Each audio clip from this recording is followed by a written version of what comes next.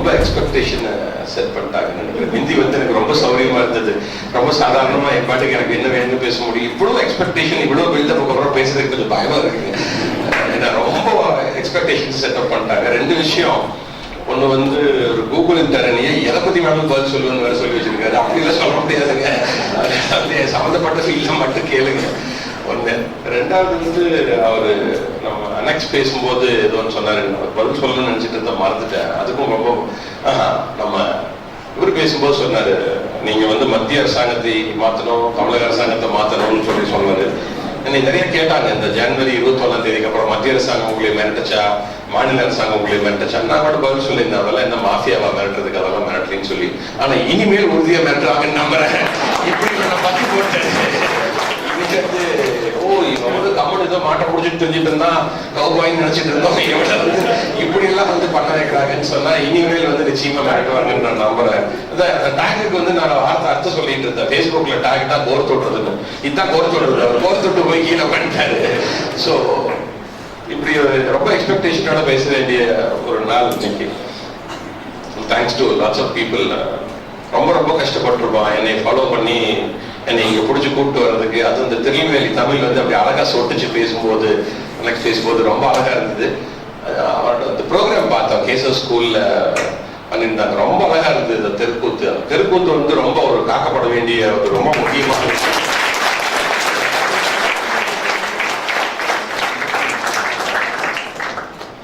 இப்போ என்னை ஒரு சீனியர் கவுன்சில் கூட கேட்டாரு, ஜல்லிக்கட்டுக்காக இவ்வளவு ஒரு போராட்டம், இத்தனை முயற்சி, இத்தனை வேலை 4 வருஷமா பண்ணி ஒரு ஸ்டேட்டே ஸ்தம்பிக்கிற அளவுக்கு நீங்க உட்காந்துருக்கு, இந்த எஃபர்ட் தேவையா? ஜல்லிக்கட்டுக்காக மட்டும் இந்த எஃபர்ட் தேவையா அப்படின்னு சொல்லி கேட்டோம். ஆக்சுவலி நியாயமான கேள்வி. பட் ஜல்லிக்கட்டு மையப்படுத்தப்பட்டதோ தவிர நிறைய இஷ்யூஸ் இருந்தது நம்ம சமுதாயத்துல. அங்கங்க நிறைய விஷயங்களை பத்தி வருத்தப்பட்டு இருந்தாங்க. பாரம்பரிய கால்நடை, மொழி, இனப்பற்று, 2009 இலங்கையில் நடந்த இனப்படுகொலை, இந்த மாதிரி நிறைய விஷயங்களுக்கு வந்து அது ஒரு ஆப்பர்ச்சுனிட்டியா இருந்தது காட்டுறதுக்கு. சிப்பாய் மியூட்டனின்னு சொல்லி சொல்லுவாங்க. அந்த ஆங்கிலேய சிப்பாய் மியூட்டனிப்பாங்க. நம்ம வந்து first war of India independence. அதுக்கு பாத்தீங்கன்னா 3 காரணம் இருக்கும். மிலிட்டரி காஸ், இமீடியட் ட்ரிகர்னு சொல்லி அனலைஸ் பண்ணுவாங்க ஹிஸ்டாரியன்ஸ். அந்த மாதிரி தான் ஜல்லிக்கட்டு போராட்டத்தை யாராச்சும் உட்காந்து சோஷியாலஜிஸ்ட் அனலைஸ் பண்ணுவாங்க. இன்னும் கொஞ்ச நாள்ல வரும் இதை பற்றி ஆர்டிகல்ஸ் வர ஆரம்பிக்கும் ஆங்கிலத்திலையும் தமிழ்லையும். அப்பதான் ரொம்ப இன்ட்ரெஸ்டிங்கா இருக்கு. இதை கண்டிப்பா அனலைஸ் பண்ணணும். What was the immediate trigger? ஒரு 2-3 சைக்காலஜிஸ்ட் என்கிட்ட பேசிட்டாங்க இதை பத்தி. அந்த போராட்டம் நடந்துட்டு இருக்கும் போது இது எப்படி இந்த போராட்டத்தை வந்து வெற்றி பெற்றுட்டாலும் இதை வந்து கைவிட வைக்கிறது சின்ன வேலை கிடையாதுங்க, இது கஷ்டமான வேலை அப்படின்னு சொல்லி என்கிட்ட பேசிட்டாங்க. சென்னையில இருந்து நேரில் வந்து பார்த்து பேசினாங்க. இதை வந்து இது பிரேக் பண்ணணும். நீங்க நிச்சயமா பாருங்க, அந்த MNPCA நடந்தாலும் அந்த போராட்டத்தை கைவிட மாட்டோம்னு ஒரு சின்ன கோட்டை இருக்கும். ஃப்ரிஞ்ச் எலிமெண்ட்ஸ் வேற, அது வேற விஷயம். பட் ஒரு மாதிரி எமோஷனல் கனெக்ட் வந்துடும். எல்லாம் உட்காந்துருப்பாங்க. நான் ஸ்டாக்ஹோம் சிண்ட்ரோம் மாதிரியா அப்படின்னு கேட்டேன். இதுக்கும் கிட்டத்தட்ட அதே வார்த்தை யூஸ் பண்ணலாம், ஸ்டாக்ஹோம் சிண்ட்ரோம் யூஸ் பண்ணலாம் அப்படின்னு சொல்லி ஒரு சீனியர் சைக்காலஜிஸ்ட் வந்து சொன்னார் சென்னையில. ஸோ இதை வந்து நிச்சயமா இதை வந்து ஒரு ஸ்டடியா எடுக்கப்படும். தமிழ்நாட்டோட ஹிஸ்டரியை பார்த்தீங்கன்னா இனிமேல் வந்து before jallikattu protest, after jallikattu protest தான் டிஃபைன் ஆகும். அது டிஃபைனிங் மூமெண்ட் இருக்கும்.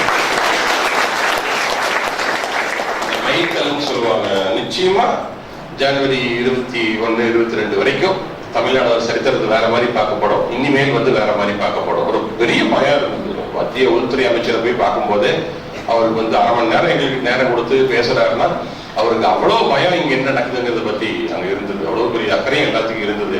தமிழ்நாட்டில் என்ன நடக்குது, ஜல்லிக்கட்டுக்காக இவ்வளவு ப்ரொடெஸ்ட். நம்ம பத்தி போட்டது பாத்தீங்கன்னா இன்னைக்கு கர்நாடகா, ஆந்திரா, அசாம், மகாராஷ்டிரா, கேரளா, ஸோ ஒரு 7-8 மாநிலங்கள்ல இதே பிரச்சனை ஓடிட்டு இருக்குது. அதை பத்தி நம்ம பேசுவோம். என்னென்ன ஈவெண்ட்டை பேன் பண்ணியிருக்காங்க, எப்படி பேன் பண்ணியிருக்காங்கன்னு சொல்லி பேசுவோம். ஸோ கமிங் பேக் டு எனக்கு கொடுத்த டாபிக் வந்து பயோகல்ச்சரல் ஸ்போர்ட்ஸ் ஆஃப் தமிழ்நாடு.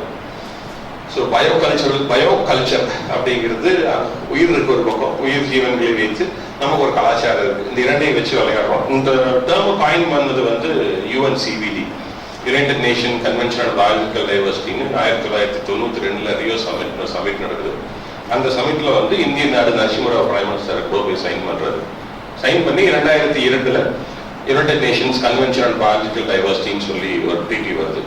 இப்போ நம்ம எப்படி பஞ்சாயத்துல ஒரு தீர்மானம் போட்டா அந்த பஞ்சாயத்துக்கு அது செல்லுமோ, கோயம்புத்தூர் கார்பரேஷன்ல ஒரு தீர்மானம் போட்டா அது கோயம்புத்தூர் நகரத்துக்கு செல்லுமோ, உலகத்தில் இருக்கிற எல்லா நாடுகளும் சேர்ந்து 192 நாடு ஒரு ரெசல்யூஷன் பாஸ் பண்ணிக்கிட்டாங்க.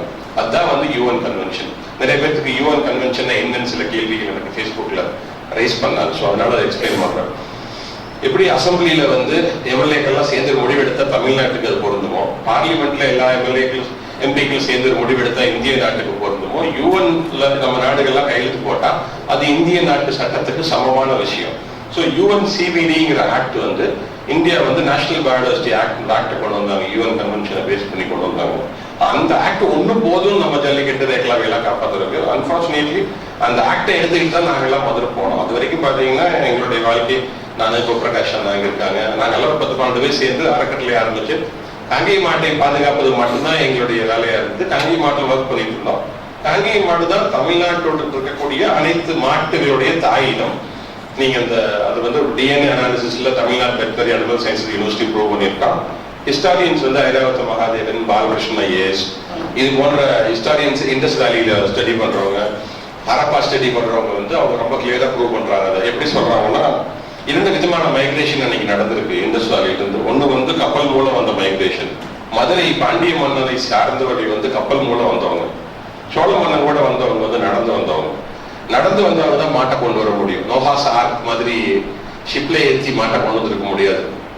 ஸோ அதனாலதான் பாத்தீங்கன்னா மாட்டு நகை பூரா தஞ்சாவூர்ல இருந்து, தஞ்சாவூரை ஒரு பாயிண்டா வச்சுக்கோங்க புள்ளியா, மேல ஒரு 100 கிலோமீட்டர் மேல கொண்டு போவாங்க, கீழே ஒரு 100 கிலோமீட்டர் கொண்டு வாங்க, நேரம் கொண்டு வந்து மேற்கு தொடர்ச்சி மலையில நம்ம கோயம்புத்தூர்ல கொண்டு முட்டை வச்சீங்கன்னா Thanjavur to Coimbatore straight line தான் இருக்கும். அந்த ரோடு பாத்தீங்கன்னா கம்ப்ளீட்டா திருச்சி வந்து திருச்சி, உறையூர், கரூர், இந்த மேக பல்லடம், சூலூர், கோயம்புத்தூர் அப்படியே வந்து முட்டினீங்கன்னா அதுக்குள்ளதான் தமிழ்நாட்டில் இருக்கக்கூடிய 5 நாட்டினங்கள் இருக்கும். காங்கேயம், நம்ம வெஸ்டர்ன் பார்ட் இந்த மேற்கு பகுதி, அதாவது ஈரோடு, கரூர், திருப்பூர், கோவை, இந்த 5-6 மாவட்டங்கள்ல திண்டுக்கல் ஒரு பகுதி, நாமக்கல் ஒரு பகுதி, சேலத்தில் ஒரு பகுதி, இதெல்லாம் வந்து காங்கேயம் ஒரு மாவட்டம் இருக்கும். இதுல இருந்து இன்னும் கொஞ்சம் கிழக்கு போனீங்கன்னா மணப்பாறைன்னு சொல்லியிருக்கும். மணப்பாறை ரெகனைஸ் பண்ணிட்டு கிடையாது, ஆனா அது ஒரு தமிழ்நாட்டை சேர்ந்த மாவட்டம் தான். இன்னும் கிழக்கு போனீங்கன்னா தஞ்சாவூர், நாகப்பட்டினம், திருவாரூர், இந்த ஊர்கள்லாம் இருக்கக்கூடியது உம்பளச்சேரின்னு ஒரு மாவட்டம். அந்தந்த ஊர்ல அந்தந்த ஊரை சேர்ந்தவர்கள் அந்தந்த நாட்டு மாட்டை தான் வளர்த்தணும். நிறைய எனக்கு வந்து போன் பண்ணுவாங்க, தஞ்சாவூருக்கு காங்கேய மாடு வேணும், காங்கேய காலம். நாங்க அதை என்கரேஜ் பண்றது இல்லை. அந்தந்த இனம் அங்கங்க பாதுகாக்கப்படணும்.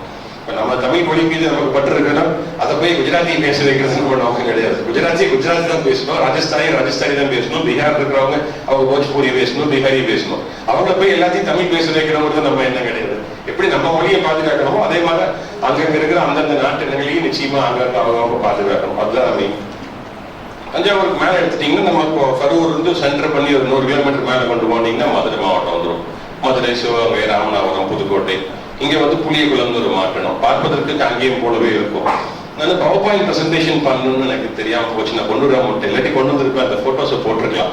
பட் நீங்க நேம்ஸ் நோட் பண்ணிட்டு கூகுள் பண்ணீங்க, இல்லை என் ஃபேஸ்புக் பேஜில் இந்த வாரம் கூட ஷேர் பண்ணியிருந்தேன். Breed targeted by the animal welfare குரூப்ஸ்ன்னு சொல்லி ஷேர் பண்ணியிருந்தேன். புளியகுளம் காங்கேயம் மாதிரியே இருக்கும். டிபிக்கலி காங்கேயம் மாதிரி 30% சைஸ் கம்மியாகும், கொஞ்சம் பயங்கர ஸ்விஃப்டாகவும் பயங்கர ஒரு ஆக்ரோஷமான ஒரு காலம். அதான் ஜல்லிக்கட்டுக்கு நிறைய பயன்படுத்தப்படுறது. உம்பளச்சேரி ஜல்லிக்கட்டுக்கு நிறைய பயன்படுத்துவாங்க. ஈரோடு இருந்து மேல ஒரு 40-50 கிலோமீட்டர் போனா அந்தியூர்னு சொல்லி ஒரு ஊர் வரும். அந்தியூருக்கு பக்கத்துல பர்கூர்னு மேல ஒரு மலை இருக்கு. நிறைய பேர் வந்து பர்கூர், கிருஷ்ணகிரி மாவட்டத்தில் இருக்க பர்கூரை கன்ஃபியூஸ் பண்ணிக்குவாங்க. அது கிடையாது, இது பர்கூர் மலை மாடுன்னு சொல்லி செம்மறைன்னு சொல்லுவாங்க. ரொம்ப அழகான ஒரு மாடு, ரெட் அண்ட் ஒயிட் பேட்சஸ்ல இருக்கக்கூடிய ஒரு மாடு. ஆலம்பாடின்னு ஒரு மாட்டினம் இருந்தது கிருஷ்ணகிரி, தருமபுரி மாவட்டத்துல. Almost extinct. அது இன்னைக்கு ஒரு 2000 மாடு இருக்கலாங்கிறாங்க, 200 300. டோட்டலா மாட்டோட பாப்புலேஷன் கணக்கு கிடையாது. IUCN FAO கணக்கு படி அந்த மாடு 2000 கீழே வந்துட்டாலே எக்ஸ்டிங் தான். ஸோ யாராச்சும் எடுத்து வேலை செய்யணும், அரசாங்கமோ தனியார் NGOக்களோ அந்த தருமபுரி கிருஷ்ணகிரி மாவட்டத்தை சேர்ந்தவங்க செஞ்சாங்கன்னா அந்த மாட்டிடத்தை காப்பாற்ற முடியும். சில பேர் கூட ஃபேஸ்புக்கில் ஒரு ஃபோட்டோ 2 ஃபோட்டோ எடுத்து போட்டு என்னையும் டேக் பண்ணுவாங்க. நீங்க இல்லைன்னு சொன்னீங்க, இருக்குது. ஒரு மாடு 2 மாட்டை வச்சு அந்த மாட்டை காப்பாற்ற முடியாது. மினிமம் 2000 இருக்கணும் அந்த இடத்தை திருப்பி உருவாக்கணும். ஸோ அதுதான் அது மட்டும் நிலைமை. இப்படி தமிழ்நாட்டில் இருக்கக்கூடிய இந்த தேனி மாவட்டத்துல தேனி மலை மாடுன்னு சொல்லி ஒரு அது 40,000 மாடு இருக்கு இன்னைக்கு மொத்த பாப்புலேஷன். அதையும் வந்து ஓட்டிட்டு போவாங்க. மாட்டை ஓட்டிட்டு போய் மோஸ்ட்லி இந்த காங்கேய மாட்டை தவிர பாக்கி எல்லா மாடுமே இன்னும் பாஸ்டரலிசம் சொல்லுவாங்க. PASTURALISM. அதாவது மாட்டை ஓட்டிக்கிட்டே போறது ஊரா. நீங்க இந்த நம்ம ஊர் பக்கம் சூழல் பக்கம் போய் பாத்தீங்கன்னா குருவ கவுண்டர்னு சொல்லுவாங்க. ஆடு மேய்ச்சிக்கிட்டே போயிட்டே இருப்பாங்க. காலையில சாயந்தரம் வரைக்கும் அவங்களுக்கு வேலையே ஆடு மேய்க்கிறதா. இதுதான் world's oldest, second oldest profession. First வந்து சொல்ல போனா ஹண்டர் கேதரர். மனுஷன் வந்து உருவாகி அவன் என்ன பண்ண ஆரம்பிச்சான், காலையில எந்திரிச்சு போய் வேட்டையாடுவான். அவனுக்கு என்ன கிடைக்குதோ, அதுக்கு குருவியா இருக்கட்டும், காட்டுப்பனியா இருக்கட்டும், மானா இருக்கட்டும், எது கிடைக்குதோ அதை பிடிச்சிட்டு வந்து அடிச்சு சாப்பிட்டுட்டு இருந்தான். அடுத்து டொமஸ்டிகேட் பண்ணாங்க, நாயும் மாட்டையும் டொமஸ்டிகேட் பண்ணாங்க. இந்த டொமஸ்டிகேஷன் ப்ராசஸ் வந்து கிட்டத்தட்ட 8000 இயர்ஸ் பேக் நடந்திருக்கு. இதுல ஆச்சரியமான விஷயம் என்னன்னு பார்த்தீங்கன்னா 4 இடத்துல நடந்திருக்கு உலகத்துல, கிட்டத்தட்ட ஒரே பகுதியில். அன்னைக்கெல்லாம் வாட்ஸ்அப்போ ஃபேஸ்புக்கோ சோஷியல் மீடியால கிடையாது. Come on dude let's go and catch house today அப்படின்னு சொல்லிட்டு போய் பிடிக்கிறதுக்கெல்லாம் வந்து வழி கிடையாது. ஒரு வாட்ஸ்அப் மெசேஜ் போட்டு, ஒரு ஃபேஸ்புக் ஸ்டேட்டஸ் போட்டு, we are domesticating dogs today, come on from Mexico to India start அப்படின்னு சொல்றதுக்கெல்லாம் வழியே கிடையாது. ஆனாலும் ஒரே சமயத்தில் நடந்திருக்குது. பரிணாம வளர்ச்சிகள் அப்படித்தான் நடக்குங்கிறாங்க. மனுஷன் வந்து பேச ஆரம்பிச்சதும் ஒரே சமயத்தில் தான் பேச ஆரம்பிச்சான். அந்த டூல்ஸ் யூஸ் பண்ண ஆரம்பிச்சதும் ஒரே சமயத்தில் தான் பண்ண ஆரம்பிச்சான். அதே மாதிரி டொமஸ்டிகேஷன் ஆஃப் கேட்டலும் ஒரு 100 to 150 வருஷத்துக்குள்ள இந்தியாவில் வந்து நம்ம இந்தியா க்ளோஸா எடுத்துட்டீங்கன்னா இன்னைக்கு இந்தியா, பாகிஸ்தான், ஈரான்ல, ஆப்கானிஸ்தான்ல அந்த இண்டஸ் வேலின்னு சொல்ற இடத்துல டொமஸ்டிகேஷன் ஆஃப் கேட்டல் நடந்திருக்கு. அதே மாதிரி சைனால எல்லோ வேலி சிவிலைசேஷன் இடத்துல நடந்திருக்கு. மெஸ்பட்டோமியா, அந்த ஈராக் நடுவால் இருக்கக்கூடிய பூமி, டைக்ரஸ் அந்த யூஃப்ரேட்டிஸ் ஆறு ஓடுற அந்த பகுதியில் நடந்திருக்கு. மெக்சிகோ நடந்திருக்கு. இந்த 4 இடத்துல ஒரே சமயத்தில் நடந்திருக்கு. இதை வந்து ஆந்த்ரோபாலஜிக்கல் ஸ்டடி பண்ணி கார்பன் 14 டேட்டிங் பண்ணி ஒரே சமயத்தில் நடந்ததுன்னு சொல்லி ப்ரூவ் பண்றாங்க. இன்டர்நேஷனல் லைவ்ஸ்டாக் ரிசர்ச் இன்ஸ்டிடியூட்னு நைரோபி, கென்யால இருக்கு. அவனும் யூஎன் இருக்கக்கூடிய எஃப்ஏவும் ப்ரூவ் பண்றான். இது இப்படிதான் வந்து நடந்திருக்கு, இந்த சமயத்தில் நடந்திருக்குன்னு சொல்லி சொல்றாங்க. இது ஆந்த்ரோபாலஜிக்கல் ஸ்டடியும் யூனிவர்சிட்டி ஆஃப் கேம்பிரிட்ஜ் பண்ணியிருக்காங்க. பண்ணி அதை அவங்களும் கன்ஃபார்ம் பண்றாங்க இந்த ஸ்டடியை. ஸோ இப்படி இருக்கக்கூடிய சூழ்நிலையில் அதுக்கப்புறம் வந்து இந்த மாட்டை டொமஸ்டிகேட் பண்ணினது மனுஷன் என்ன பண்ண ஆரம்பிச்சான்னா பாஸ்டோரிசம் ஆரம்பிச்சான். மாட்டை ஓட்டிட்டு ஊர் ஊரா போவான். அந்த இடத்துல நின்று எந்த விவசாயம் பண்ணுவோம் அங்க மாட்டை பட்டி ஓடுவாங்க. அது சாணி கோமையை விடுவோம். அது உளுந்து அதுல இருந்து வெள்ளாம வர்றது பார்த்தா மனுஷன் அப்படிங்கப்பா இவ்வளவு அழகா வருது விவசாயம். வந்து சாணி இல்லாத இடத்துல செடி சிறுசாகவும் சாணி கோமையை விழுந்த இடத்துல செடி நல்லா பெருசாகவும் வருதுங்கிற தெரிஞ்சுக்கவேன். அதனாலதான் ஒரு கான்செப்ட் சொன்னாங்க, மாடு சாணம் போடுற இடத்துல லக்ஷ்மி இருக்கிறான்னு சொல்லி. நம்ம என்ன பண்ணோம், அதை போய் தொட்டு கும்பிட்டு டிஏபி, யூரியா, பொட்டாஷ் எல்லாம் தோட்டத்துல கொண்டு போட்டா லக்ஷ்மியோட அக்கா மூதேவி வந்துட்டான மாட்டேன். லக்ஷ்மி ஓடி போயிட்டா. லக்ஷ்மி எப்படி வருவா? லக்ஷ்மி வந்து தொட்டு கும்பிட்டா வருவான்னு நம்ம நினைச்சுக்கிட்டோம். அதாவது அங்க போய் மாடு சாணம் போற இடத்த போய் தொட்டு கும்பிட்டா ஓ லக்ஷ்மி நம்ம இருப்பாள். பல பேர் இன்னைக்கு மாட்டை வச்சு லக்ஷ்மி பூஜை பண்ணிட்டு இருக்காங்க. அது அப்சல்யூட்லி நோ யூஸ். லக்ஷ்மி அது அர்த்தம் வந்து மாட்டோட சாணத்தையும் கோமத்தையும் வச்சு விவசாயம் பண்ணினா நீ தற்கொலை பண்ணிக்க மாட்டேன். இன்னைக்கு அத்தனை தற்கொலை பண்ணிக்கிற விவசாயி இத்தனை வருஷம் கழிச்சு தமிழ்நாட்டில் 220 விவசாயி தற்கொலை பண்ணியிருக்காங்க. அதுக்கு ஒரே காரணம் இந்த கால்நடை இல்லாமல் விவசாயம் செய்வதுதான். உரக்கடைக்காரன் நம்பி பூச்சிக்கொல்லி வாங்கி அல்ட்ராமைத்தீன், சைப்பர்மைத்தீன், மோனோக்ரோட்டோபாஸ் அது உலகத்துல பேன் ஆனப்பட்ட யூஎன் கன்வென்ஷன் படி இதெல்லாம் பேன் பண்ணிடணும்னு 2000 சொன்ன விஷயங்கள் எல்லாம் இந்திய நாடு பெர்மிஷன் கொடுத்து பரவாயில்ல நீ பெல்ஜியம் விற்க முடியாது பரவாயில்ல இந்தியா கொண்டாந்து வித்துக்கோன்னு கொண்டாந்து அது இங்க வித்துட்டு இருக்காங்க அந்த பெஸ்டிசைடை. அதுதான் விவசாயிங்க அதை வாங்கி அடிக்கிறாங்க. அடிச்சு அதுதான் சாப்பாட்டு போல நமக்கு வந்துட்டு இருக்கு. நம்ம எல்லாத்துக்கும் அதான் ஒரு யோசி. நிறைய பேர் கேட்கலாம், இந்த ஜல்லிக்கட்டுக்கே எதுக்கு இவ்வளவு போராட்டம், இந்த பாரம்பரிய கால்நடை எதுக்காக காப்பாற்றணும்? பாரம்பரிய கால்நடை காப்பாற்றினா தான் நல்ல இயற்கை விவசாயம் பண்ண முடியும். நல்ல இயற்கை விவசாயம் பண்ணா தான் நகரத்தில் இருப்பவருக்கு நல்ல உணவு வந்து சேரும், நல்ல பால் வந்து சேரும். ஸோ இதுதான் இருக்கக்கூடிய கனெக்ஷன். இப்போ போன வருஷம் வந்து கவர்மெண்ட் ஆஃப் இந்தியா டிசம்பர் மாசம் சுபேஷ் பலேக்கர் ஒருத்தருக்கு பத்மஸ்ரீ அவார்டு கொடுத்திருக்காரு, மகாராஷ்டிராவை சேர்ந்தவர். அவர் வந்து பாத்தீங்கன்னா அவர் தான் வந்து ரொம்ப வருஷமா ஒரு 20-30 வருஷம் 40 வருஷமா வந்து அந்தந்த ஊர்ல பாரம்பரிய கால்நடை சாணி அமைத்து வைத்துதான் விவசாயம் செய்ய வேண்டும். ஜீரோ பட்ஜெட் நேச்சுரல் ஃபார்மிங் ஒரு வெப்சைட் இருக்கு, ZBNF போய் பாத்தீங்கன்னா தெரியும். அந்த வெப்சைட் வச்சு ப்ரொபகேட் பண்ணிட்டு இருக்காரு. அதுக்கு வந்து ஒரு award Padma Shri India second biggest civil award அவருக்கு கொடுத்திருக்காங்க. ஸோ அதனால இந்த ஜல்லிக்கட்டு பிரச்சனைக்கெல்லாம் வந்து அதுதான் வந்து ரூட். பாரம்பரிய கால்நடை அழிச்சா கெமிக்கல் கம்பெனிஸ்க்கு இன்னும் பெரிய லாபம் இருக்கு, கார்பரேட் கம்பெனிஸ்க்கு இன்னும் பெரிய லாபம் இருக்கு.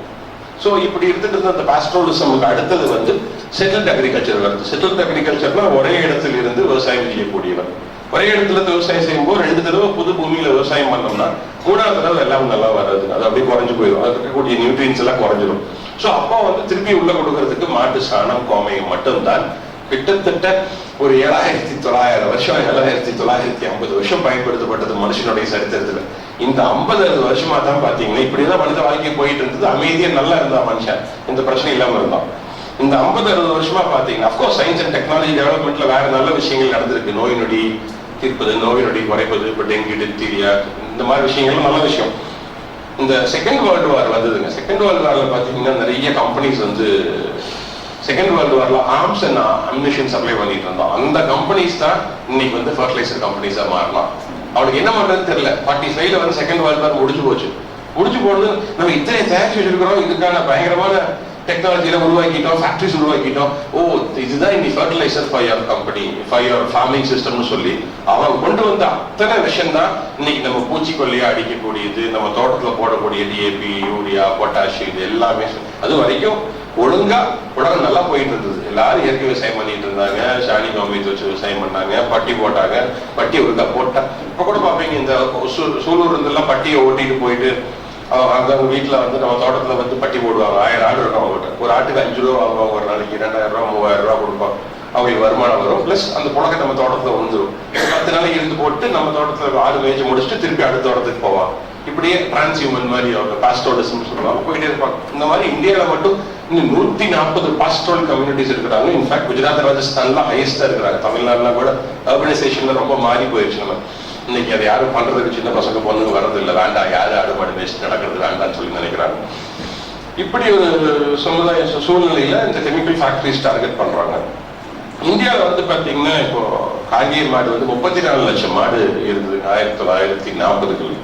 இந்த வெள்ளக்காரன் வந்து நாட்டுக்கு திட்டம் போட்டு நம்ம நாட்டு மாட்டை அழைச்சிட்டான் அப்படிங்கிறது அடுத்த ஒரு பெரிய மெத்துங்கிறது. வாட்ஸ்அப்ல சும்மா கதையா அனுப்புவாங்க. எப்படி வந்து ராபர்ட் லைவ் அழைச்சான், ராபர்ட் ஹேண்டிங்ஸ் அழைச்சான், அவன் அழைச்சான், இவன் அழைச்சா, வெள்ளக்கார ராணி வந்து அழைச்சா, ஒருத்தரும் அடிக்கிறீங்க. இன்ஃபேக்ட் அவங்க தான் வந்து கம்ப்ளீட்டா நம்ம பிரீட்ஸை வந்து டாக்குமெண்ட் பண்ணி இதுதான் பிரீடு, காங்கேயம்னா இப்படிதான் இருக்கணும், புலிகுளம்னா இப்படித்தான் இருக்கணும், தார்பார்கர்னா இப்படித்தான் இருக்கணும்னு சொல்லி பிரீடு டிஃபைன் பண்ணி பிரீட் ரிஜிஸ்டர் ஓபன் பண்ணி அதை ஓபன் புக்கா ஒரு வருஷத்துக்கு வச்சிருந்து அதுக்கப்புறம் டிஃபைன் ஆன அப்புறம் க்ளோஸ்ட் புக் ஆக்கி இப்படிதான் பிரீட் இருக்கணும், மாட்டோட கொம்பு இந்த சைஸ் இருக்கணும், திமிழ் இந்த சைஸ் இருக்கணும், காது. இப்போ உலக அழக போட்டிக்கு, இந்த உலக அழகி ஆனழகின் போட்டிக்கெல்லாம் வந்து ஒரு டெஃபினேஷன் கொடுக்குற மாதிரி இந்த மாட்டுக்கும் டெஃபினேஷன் கொடுத்தது ஆங்கிலேயர்கள் தான். அவங்க தான் செஞ்சாங்க இந்த வேலையை. அவங்க மாட்டுக்கறி சாப்பிட்றது அவங்களுடைய சொந்த விஷயம். ஒரு மனிதனுடைய உணவு பழக்க வழக்கத்தை பேசுறது நம்மளுடைய தேவையில்லாத வேலை. அதுதான் நம்மளுடைய கல்ச்சரும் கூட, நம்ம அது போக வேண்டாம். பட் அது வெள்ளக்காரன் திட்டம் போட்டு அழைச்சான்னு ஒரு அழகான வீடியோ வேற ஒன்று வரும், நல்ல வாய்ஸ்ல. அது எனக்கு ஒரு 2000 பேர் அனுப்பிச்சிருப்பாங்க இது வரைக்கும். அதை பார்த்து எனக்கு வந்து அது இரேஸ் பண்ணியே வாட்ஸ்அப்ல போதும் ஆயிடுச்சு. இப்போ பெரிய கடுப்பு. ஏதாவது ஒரு புதுசா விஷயத்தை கண்டுபிடிச்ச மாதிரி எனக்கு வேற அனுப்பிச்சுடுவாங்க, வெள்ளக்காரன் தான் மாட்ட அழிச்சாங்க. வெள்ளக்காரன் நிச்சயம் இன்னைக்கு சொன்னா கூட நியாயம் இருக்கு.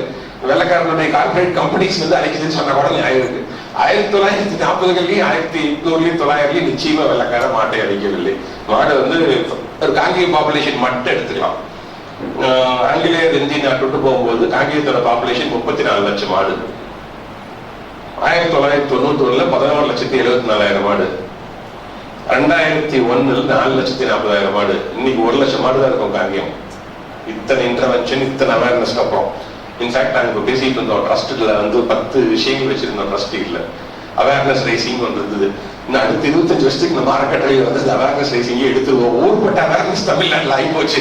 நாட்டு மாட்டை பத்தி, பாரம்பரிய கால்நடை பத்தி அவேர்னஸ் ரைசிங்கே பண்ண வேண்டியது இல்லைன்னு சொல்லி நாங்க பேசிட்டு இருந்தோம். அந்த அளவுக்கு ஆயிடுச்சு. பட் வெறும் அவேர்னஸ் அது நின்று பிரயோஜனம் இல்லை. ஒவ்வொருத்தரும் வந்து பாரம்பரிய கால் ஒன்றும் இல்லை. இந்த கொங்கு ரீஜன்ல 1 கோடி பேர் இருக்காங்க. இந்த 1 கோடி பேர்ல 10 லட்சம் பேர் ஆளுக்கு ஒரு மாடு வளர்த்துறாங்கன்னா 10 லட்சம் மாடு இல்லை இன்னைக்கு வாங்குறது. ஸோ ஆட்டோமேட்டிக்கா மாட்டோட விலை அதிகமாக போகுது. அடுத்த 2 வருஷத்துல வந்து இந்த வருஷம் கண்டுபிடி வாங்கி வளர்த்துனா 3ஆவது வருஷம் 10 லட்சம் கண்ணு போடும். 10 லட்சம் கண்ணு போடும்போது 5 லட்சம் காலக்கண்ணு, 5 லட்சம் கிடையாது. வேலை முடிஞ்சது. எங்க போய் அவன் அழிக்கிட்டு நம்ம வளர்த்தலாம். இப்படித்தான் நம்ம அதை பார்க்கணுமோ தவிர நம்ம அதை விட்டுட்டு நம்ம வந்து ஃபேஸ்புக்கில் சண்டை போட்டோ, ஃபேஸ்புக்ல லைக் பண்ணியோ, சோசியல் மீடியாவில் ஒர்க் பண்ணியோ அதுக்காக கல்லூரி மாணவர்கள் இதை வளர்த்த முடியுமான்னா முடியாது. பட் இன்னைக்கு நிறைய கல்லூரி மாணவர்கள் மாட்டை வாங்கி கொண்டு வீட்டில் கட்டிட்டு வந்துட்டாங்க, அம்மா அப்பாவுக்கு வேலை வச்சுட்டு வந்துட்டாங்க. இல்ல நீங்க அவசியம் வந்து சொல்லியிருக்காரு. ஒரு அப்பா ஃபோன் பண்ணி என்கிட்ட பேசினாரு. எங்க நீங்க சொன்னீங்கன்னு சொல்லி அவங்க ஆடு வளர்த்தே ஆடுங்கிறாங்க. ஒரு 3 மாசத்துக்கு அவன்கிட்ட பர்மிஷன் வாங்கி கொடுங்க, அதுக்கப்புறம் வளர்த்துறேங்கன்னு சொல்லி சொன்னாரு.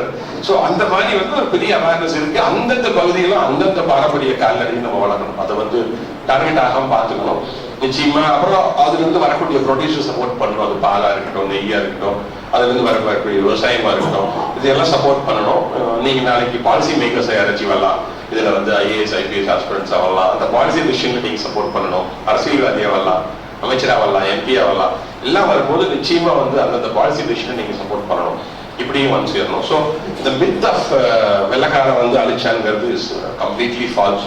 அதே மாதிரி இந்த பாகிஸ்தான்ல மாடு சாப்பிட்றாங்க, அங்க வந்து எப்படி மாடு பாப்புலேஷனை பத்தி ஒரு கதை இருக்கு.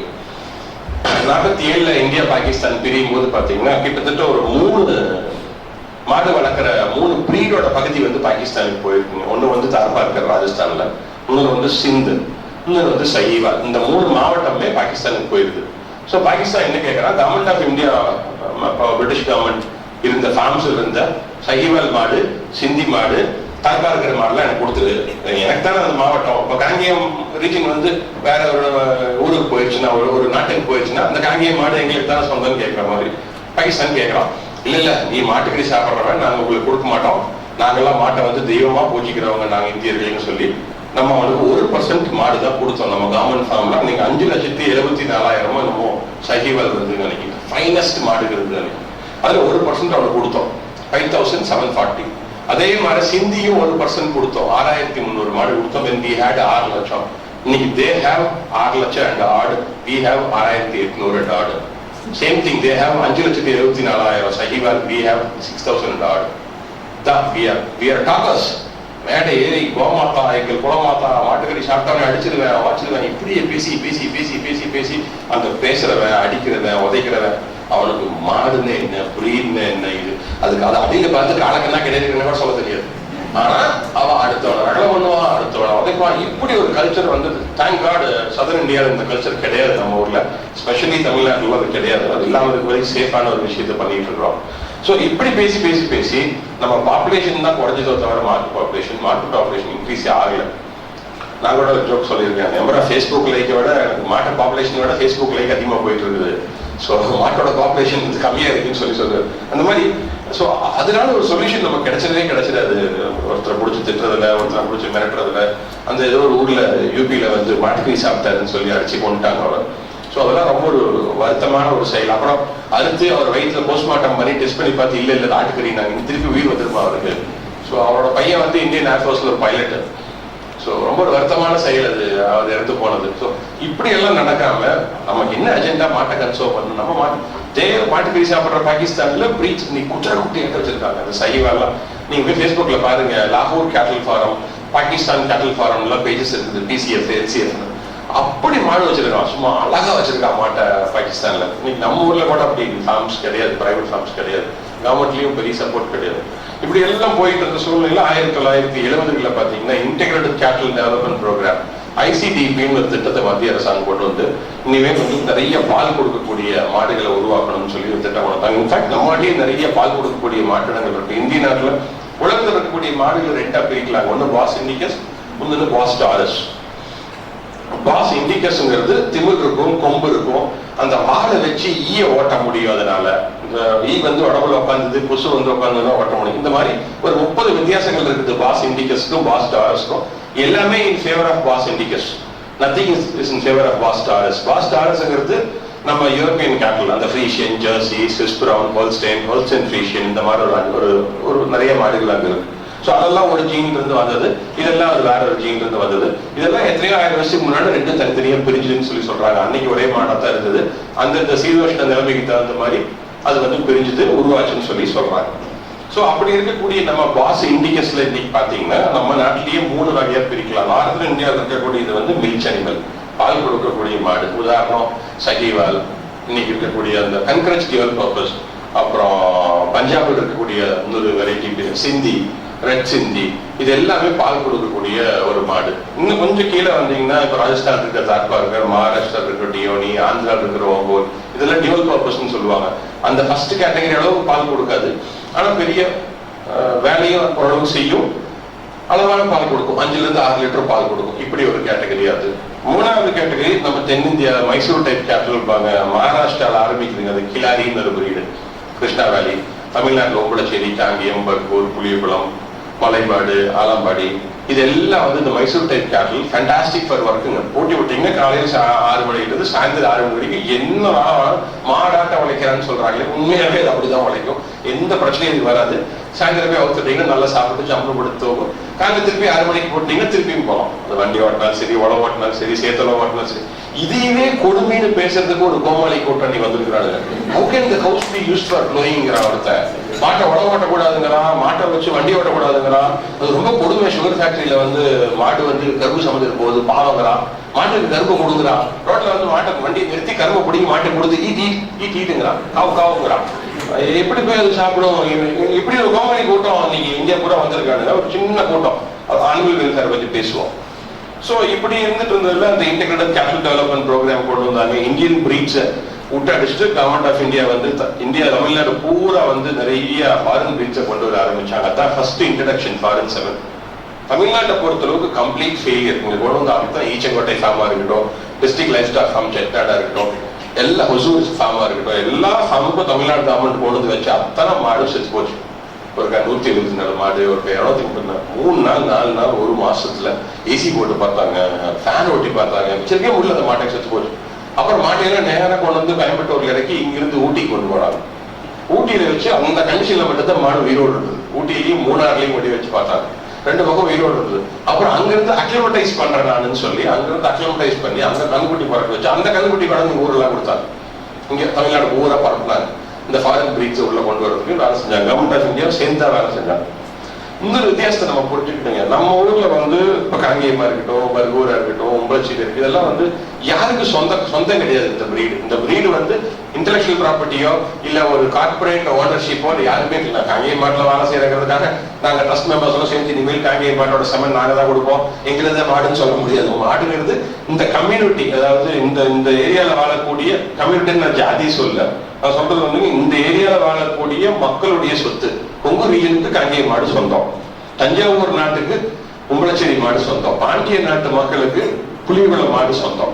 இப்படித்தான் நம்ம இந்திய நாடு ஆப்பிரிக்கா பூரா இருக்கு. இப்படிதான் கம்ப்ளீட் ஆப்பிரிக்காவும் இதே கல்ச்சர் தான். மசாயின்னு ஒரு பீப்புள் இருக்காங்க. அவங்க கூட போய் ஒரு வாரம் நடந்திருக்கேன் காட்டுக்குள்ள. அவங்க கூட மசாய்ஸ் மாடு ஓட்டிட்டு போவாங்க. அவங்களுக்கு வந்து இன்னும் பாஸ்போர்ட்னால என்னன்னு புரியல. நான் ஆயிரக்கணக்கான வருஷமா மாட்டை மேய்ச்சிக்கிட்டு தக்கி வடக்கு ஆப்பிரிக்கா பூரா போறேன், நீ ஏன்னா என்ன நிறுத்தி இப்ப பாஸ்போர்ட் கொடு, வீசா கொடுக்கலாம் கேட்கறேன், சுட்டு போடுன்னு சொல்றாங்க.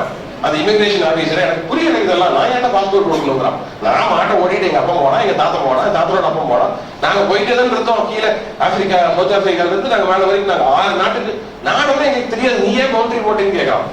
நியாயமான கேள்வி அது, உண்மையாவே நியாயமான கேள்வி. நம்மளா பண்ணிக்கிறது அந்த பொலிட்டிக்கல் பவுண்டரிஸ் எல்லாம் நம்மளா உருவாக்கிக்கிறது தான். ஏன்னா அந்த boundaries are very useful for corporates to entrance.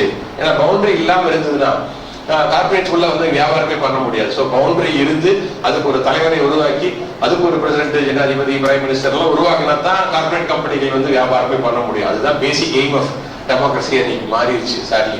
So அவங்க வந்து அவங்களுக்கு புரியுது இல்லை, அவசியக்காரன் மாட்டை ஓட்டிட்டு அவன் வாட்டு ஜம்முன்னு போயிட்டு இருக்கான். அருமையான ஆட்கள், ரொம்ப பாசமான ஆட்கள். இன்னொரு விஷயம் பார்த்தீங்கன்னா என்ன பண்ணுவாங்கன்னு, அந்த அவங்க நடந்து போயிட்டு இருப்பாங்க. சின்ன குழந்தைங்க, பெண்களுக்கு எல்லாம் வந்து அனிமல் புரோட்டீன் உடம்புல ரொம்ப கம்மியா போய் ஒரு 3-4 நாள் நடந்தப்போ ரொம்ப டயர்ட் ஆயிடுவாங்க. அந்த கிழக்கெல்லாம் போட்டு சாப்பிடுவாங்க. கரெக்டா என்ன பண்ணுவான், ஒரு மாட்டை பிடிப்பான். மாட்டை பிடிச்சி மாட்டோட கழுத்துல ஒரு சின்ன ஓட்டை போடுவான். ஓட்டை போட்டு வாயை வச்சு குழந்தை வந்து அம்மாட்ட பால் குடிக்கிற மாதிரி அந்த ரத்தத்தை குடிப்பாங்க. கொஞ்சம் குடிச்சிட்டு, அது அறுவறுப்புலாம் படாதீங்க, அது பெரிய விஷயம் கிடையாது. நான் கிட்ட இருந்து பார்த்துருக்கேன். குடிச்சிட்டு தலையெடுத்து நல்லா பூசி அமுத்தி விட்டுருவான். மைக்ரோ சர்ஜரி பண்ண சர்ஜரினால கூட அந்த ஓட்டை எங்க இருக்குன்னு கண்டுபிடிக்க முடியாது. அடைச்சுட்டு போயிட்டே வேண்டியது. மாடு போயிட்டு இருக்கும், இவங்களும் போயிட்டு இருப்பாங்க, அவ்வளவுதான். திருப்பி தேவைப்பட்டா அந்த 2 மாட்டை பிடிச்சி அதே மாதிரி சின்ன ஓட்டம் பண்ணி அழகா ரத்தம் போடு. ஏன்னா அந்த அனிமல் புரோட்டீன் எல்லா மனுஷனுக்கும் தேவை. அனிமல் புரோட்டீன் இல்லாம எந்த மனுஷனும் வாழ முடியாது. வெஜிடேரியனா இருந்தாலும் நான் வெஜிடேரியன் ரொம்ப ரொம்ப கஷ்டம், வாழவே முடியாது. ஸோ அந்த அனிமல் புரோட்டீன் நீடை பேஸ் பண்ணி தான் பிரீட்ஸே டிஃபைன் ஆச்சு. நார்த் இந்தியாவில் ஏன் நிறைய மில்க் ஸ்வீட் வந்துன்னு பார்த்தீங்கன்னா, அவங்க குளிருக்கு வந்து அனிமல் புரோட்டீன் இந்த ஃபார்ம் ஆஃப் மில்க் அவங்களுக்கு தேவை. அதனாலதான் அவங்க எல்லாமே மில்க் ஸ்வீட்டு, பன்னீர், கோவா, இந்த மாதிரி நீங்க நார்த் இந்தியன் ஸ்வீட்ஸ் பூரா பாத்தீங்கன்னா ஒரு இவ்வளவு பெரிய கிளாஸ்ல பால் குடிப்பாங்க, நிறைய தயிர் ரசி சாப்பிடுவாங்க. ஸோ இதுதான். அதனால ஏன்னா அவங்க நிறைய வெஜிடேரியன்ஸ் அதிகம். As a culture south Indians are எத்தனை பேர் நான் வெஜிடேரியன் கை தூக்கணும், வேலை முடிச்சு.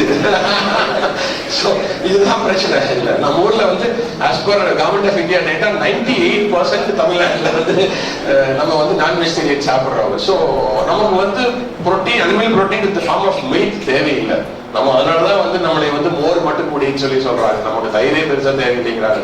அதுவே கொழுப்பு தேவையில்லை. நான் வெஜிடேரியன் சாப்பிட்டு மில்க் குடிக்கிறதுக்கு அவசியம் கிடையாது.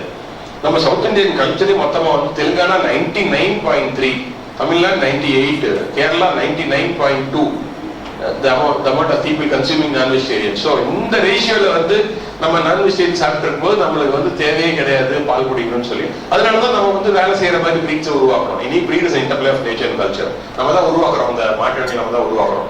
ஸோ இப்படி உருவாக்குறதுல நம்ம வந்து இந்த மாதிரி மாற்றங்களை வச்சிருந்தோம்.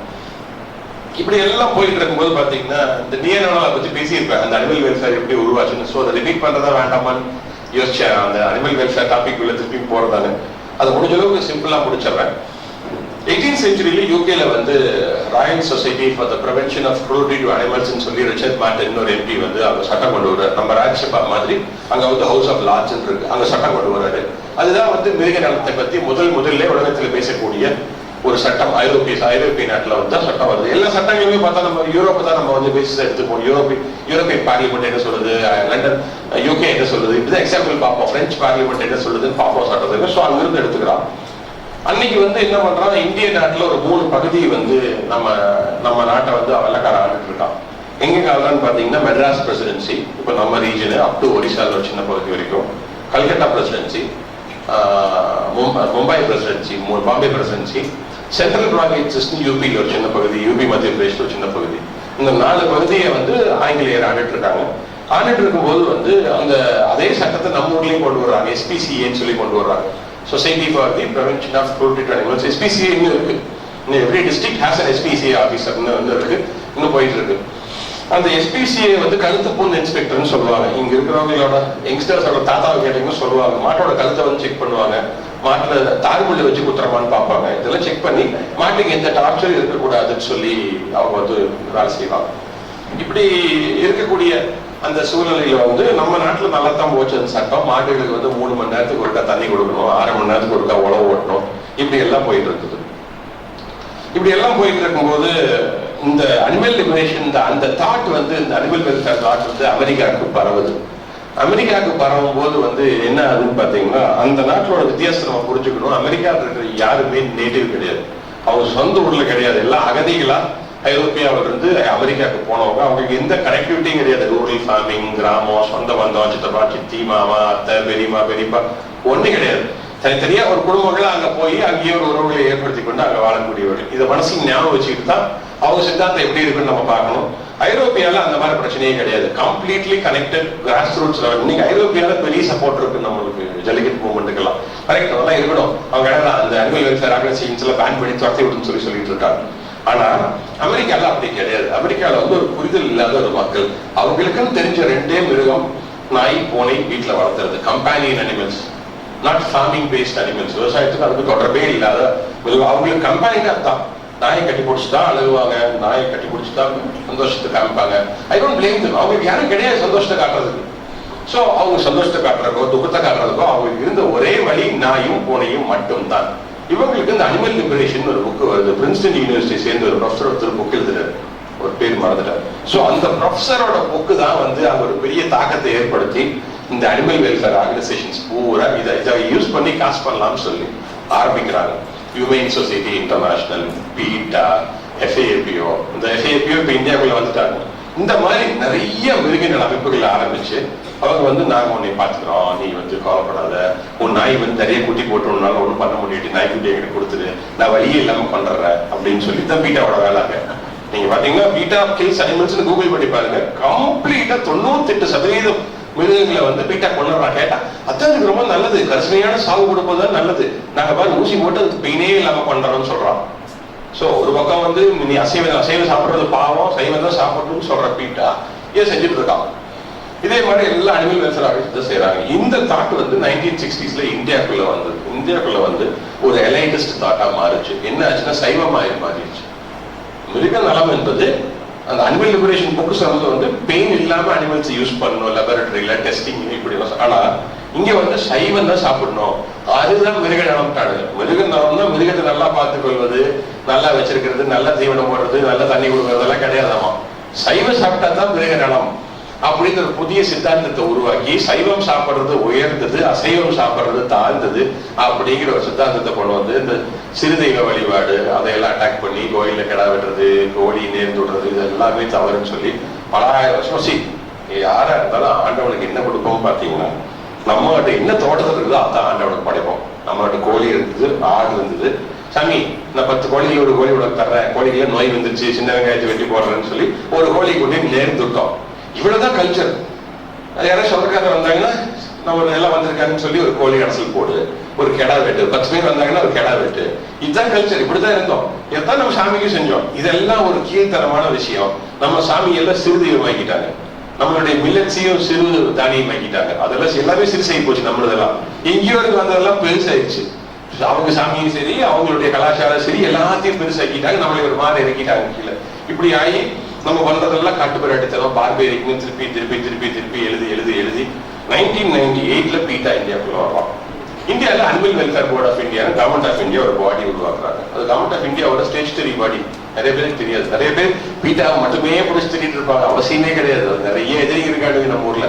பீட்டா வந்து ஒரு மினிஸ்கியூல் ப்ராப்ளம் தான் இந்த ஆக்ட்ல. Animal welfare board of India, blue cross, FAAPO, CUPA, Soumya. அப்புறம் இந்த animal welfare board of India என்ன பண்ணுவாங்கன்னு பாத்தீங்கன்னா, நல்ல பணக்கார வீட்டு பசங்க, பணக்கார வீட்டு பொண்ணுங்க, ஜட்ஜோட பொண்ணு, ஜட்ஜோட பையன், கமிஷனர் ஆஃப் போலீஸோட பையன், கமிஷனர் ஆஃப் போலீஸோட பொண்ணு, டிஜிபியோட பொண்ணு, டிஜிபியோட பையன், இப்படி எல்லாம் பிடிச்சிக்குவாங்க.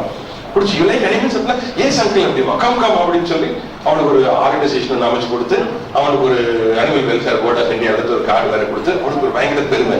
நம்ம வந்து பெரிய அனிமல் வெல்ஃபேர் ஆஃபீஸர், அவனுக்கு அந்த பையனுக்கும் பொண்ணுக்கு ஒரு பெருமையை கொடுத்து, அவங்களுக்கு ஒரு 10 நாய்க்குட்டி பிடிச்சி, திருவிழா சுற்றி இருக்க நாயை பிடிச்சி வீட்டுக்கு கொண்டு வச்சு ஒரு ரூம்ல போட்டி வச்சு ஐ லவ் அனிமல்ஸ், ஃபேஸ்புக்ல போட்டோ எடுத்து போட்டுக்குவோம், ஐ லவ் அனிமல்ஸ், அவன் தான் அனிமல் வெல்ஃபேர் ஆஃபீஸர். ஸோ இப்படி அவங்க எதுக்கு முடிச்சு வச்சுக்குவாங்கன்னா, நாளைக்கு கோர்ட்டுக்கு போனா அந்த பையன் போய் அப்பா சொல்லுவான், அப்பா அதெல்லாம் நல்ல பீப்புள் பா, அவங்க ஃபைட்டிங் ஃபார் அனிமல் ரைட்ஸ் பாரு, அவங்க அப்பா என்ன பண்ணி தொலைப்பாரு சரின்னு சொல்லிட்டு இந்த மாதிரி பசங்களை டார்கெட் பண்ணுவதற்கே தான் அனிமல் வெல்ஃபேர் போர்ட் ஆஃப் இந்தியாவோட முழு நேர வேலை. அனிமல் வெல்ஃபேர் போர்ட் ஆஃப் இந்தியாவில் போய் எத்தனை NGO அக்ரெடிட் ஆயிருக்குன்னு பாருங்க. யார் யாரும் இன்வெஸ்டிகேட் பண்ணி பாத்தீங்கன்னா, வெப்சைட்ல போய் எடுத்து பாத்தீங்கன்னா, கம்ப்ளீட் ஃப்ராட் NGOs தான் உள்ள இருக்குது. Complete fraud, 100% fraud. 250 கோடி 300 கோடி ரூபாய்க்கு மத்திய அரசாங்கம் நம்ம டாக்ஸ் பேயர் மணின்னு பல பேர் உட்காந்து ஒண்ணும் இல்லாதவனுக்கு வந்து ஒரு சைக்கிள் கொடுத்தா டாக்ஸ் பேயர் மணி வாங்கி. இதெல்லாம் என்ன டாக்ஸ் பேயர் மணி?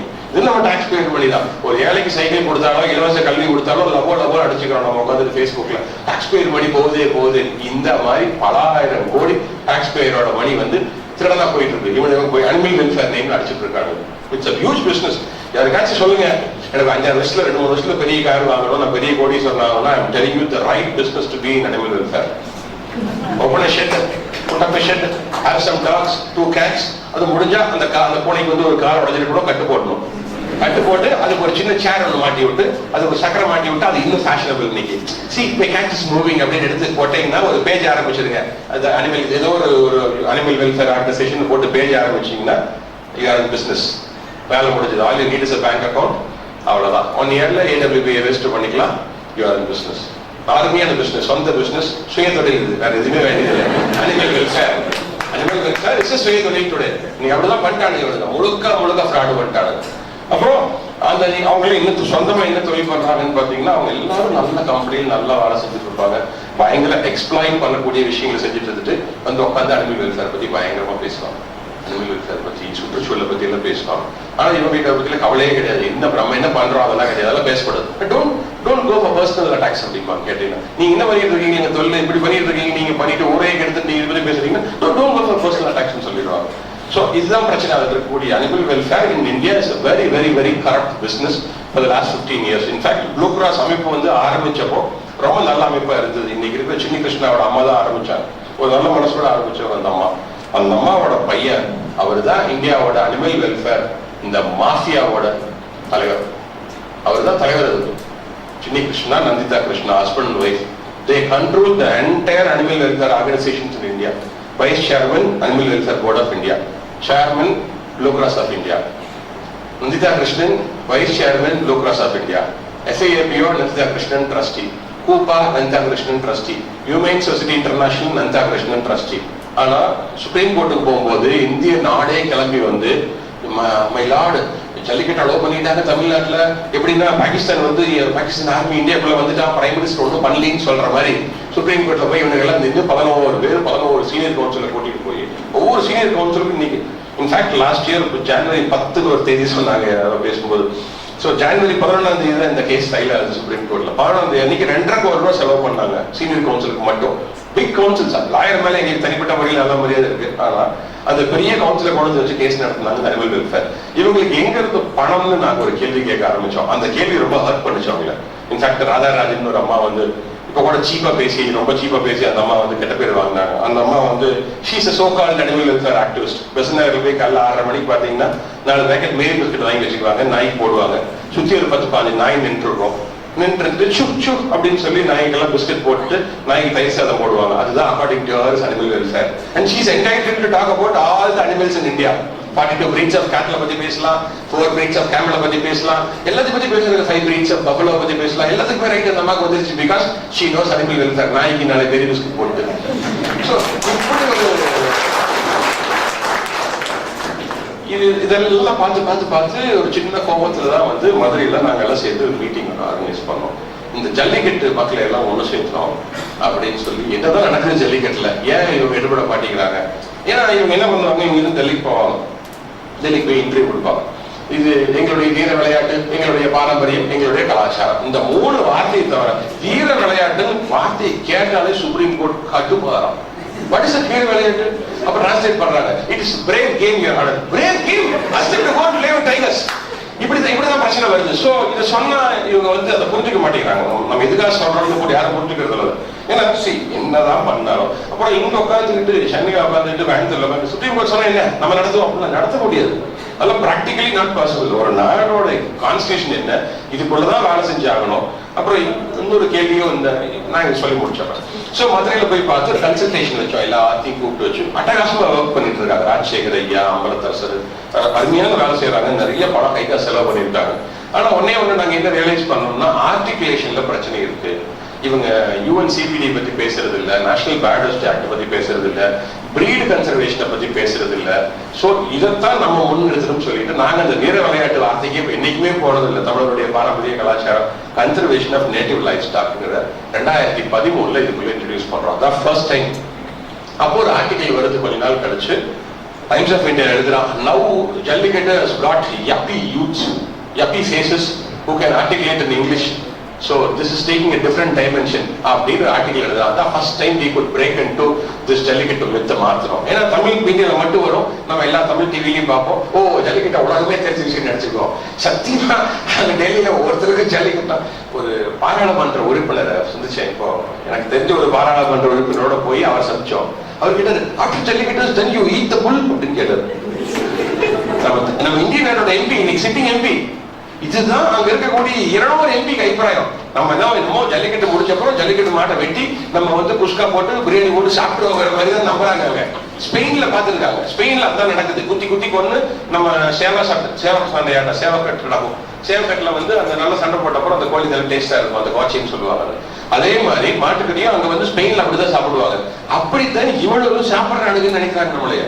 ஜல்லிக்கட்டு முடிஞ்சப்பறம் அவரு எம்பி கேட்கிறாரு, இன்னைக்கு சிட்டிங் எம்பி இத்தனை பிரச்சனைக்கு அப்புறம் அத்தனை டிவி பார்த்துட்டு ஜல்லிக்கட்டு வந்து you eat the bull after that what happens to the bull அப்படின்னு கேட்கிறாரு. சோ இப்போ இவ்வளவுதான் புரிதலே அங்க இருக்குது. இன்னும் இந்த புரிதலை உருவாக்குறது நேஷனல் பிரச்சனை. தமிழ்நாட்டுல மட்டும் ஜல்லிக்கட்டு ரேக்லா பேண்ட் இல்ல, தமிழ்நாட்டுல ஜல்லிக்கட்டு ரேக்லா, கர்நாடகால கம்பாலா, மகாராஷ்டிரால பேரிகோடா, ஆந்திரால ஸ்டோன் புல்லிங், கேரளால ரேக்லா, அசாம்ல வந்து ரேக்லா, பஞ்சாப்ல கிலாரிங்கிற ஊர்ல வந்து ரூரல் ஒலிம்பிக்ஸ், இந்த மாதிரி ஊர்பட்ட விஷயத்தை பேன் பண்ணிருக்கா. இதனால 13 பிரீட டார்கெட் பண்றான் அந்த அனிமல் வெல்ஃபேர் ஆர்கனைசேஷன்ஸ். ஏன் டார்கெட் பண்றாங்கிற கேள்விக்கு தான் பின்னாடி திருப்பி போலாம். எப்படி வந்து இப்போ நாட்டுக்கோழிக்கும் பிராய்லர் கோழிக்கும் வித்தியாசம் தெரியும். பிராய்லர் கோழி உலகத்திலேயே இப்ப 2 கம்பெனி தான் இருக்கு. எத்தனை பேருக்கு தெரியும் எனக்கு தெரியாது. காப், ராஸ், ரெண்டே கம்பெனி தான் இருக்கு இந்தியால. வென்காப், ராஸ் கம்ப்ளீட்டா. எப்படி பெப்சி கோக். இனிமேல் ஐடியா என்னன்னா பேசிக்கலி 2 கம்பெனி தான் உலகத்தில் இருக்கணும், 2 பொலிட்டிக்கல் பார்ட்டி தான் நாட்டில் இருக்கணும். இதுதான் ஐடியா. எல்லாத்தையும் பாக்கியெல்லாம் அழிச்சிடணும். எல்லாம் எந்த பெரிய பிரச்சனை. இவங்க எல்லாத்துக்கும் பவர் ஷேரிங் கேட்பானுங்க. இவனுக்கு கொஞ்சம் எம்பி பவர் வந்துடும், இவனை போய் பார்க்கணும், அவனை போய் பார்க்கணும். 2 பொலிட்டிக்கல் பார்ட்டியா இருக்கணும். வேலை முடிஞ்சது. காப்பு, ராஸ், பெப்சி கோக். இப்படித்தான் ஹால்ஸ்டன் ஃப்ரீஷியன், ஜெர்சி 2 நாட்டினங்கள் தான் இருக்க வேண்டும் என்ற ஐடியால அழிப்பதற்காக செய்யப்பட்டதுதான் இந்த ஜல்லிக்கட்டு பேன், ரேக்லா பேன் எல்லாமே. Completely funded by these groups. இவனுங்க இதுல ஒரு அன்ஹோலி அலைன்ஸ் வேற சேர்ந்துட்டாங்க. இந்த கார்பரேட் கம்பெனிகள் 2 பேர், இந்த ஃப்ரீஷியன், ஜெர்சி இவங்க எல்லாம் நீங்க கூகுள் பண்ணி பாருங்க. அதெல்லாம் ஃப்ரீஷியன் இன்டர்நேஷனல், ஹால்ஸ்டன் ஃப்ரீஷியன் கார்பரேஷன், இப்படிதான் மல்டிநேஷனல் கம்பெனிஸ் அவங்க எல்லாம். சோ இவங்க எல்லாம் ஒன்னும் சேர்ந்து இவங்களுக்கு ஃபண்ட் பண்ண ஆரம்பிச்சாங்க அனிமல் வெல்ஃபேர் லாபிஸ்க்கு. அதுல உண்மையாவே சில பேருக்கு வந்து மிருகங்கள் மீது கரிசனை உள்ளவர்கள் அது இருக்காங்க, நல்ல மனுஷர்கள். அந்த கீழே இருக்கக்கூடிய ஃபாலோவர் மேன் இருக்கிற நான் சொன்ன அமைப்போட தலைவர்கள் அத்தனை பேர்த்துக்கும் கிளியரா தெரியும் எதுக்காக ஒர்க் பண்றாங்கன்னு சொல்லி. It's a completely fictitious game they are playing. நம்மளை வச்சு மேனிபுலேட் பண்ணிட்டு இருக்காங்க. 2 அப்புறம் இந்த ஃபர்டிலைசர் கம்பெனி, இந்த லாபிஸ் எல்லாம் ஃபாரின் லாபிஸ் வந்து இந்தியாக்குள்ள என்ட்ராகும். அப்புறம் அந்த ஆர்கானிக் ஃபார்மிங் யூஸ் பண்ணி ஆர்கானிக் ஃபெர்டிலைசர்ஸ் விற்கிறது, ஆர்கானிக் ப்ராடக்ட்ஸ் விற்கிறதுக்கு ஒரு கூட்டம் இருக்கு. அவனுக்கு வந்து ஆர்கானிக் ஒரு பெரிய பூம் வந்துருச்சு. நம்ம இங்க அதை அந்த ஃபெர்டிலைசர் வச்சிருவோம். நம்ம வந்து 0 பட்ஜெட் ஃபார்மிங் சொல்றோம். நீ எதுவுமே வெளியில இருந்து வாங்காத, மாட்டை வச்சுக்கோ, சாணி வச்சுக்கோ, பால்மயத்தை வச்சுக்கோ, ஜீவாமிரத கலக்கு, அமிர்த கரிசல் கலக்கு, பஞ்சகவியம் பண்ணிக்கோ, இது எல்லாம் கலக்கி நீயே விவசாயம் பண்ணிக்கோ.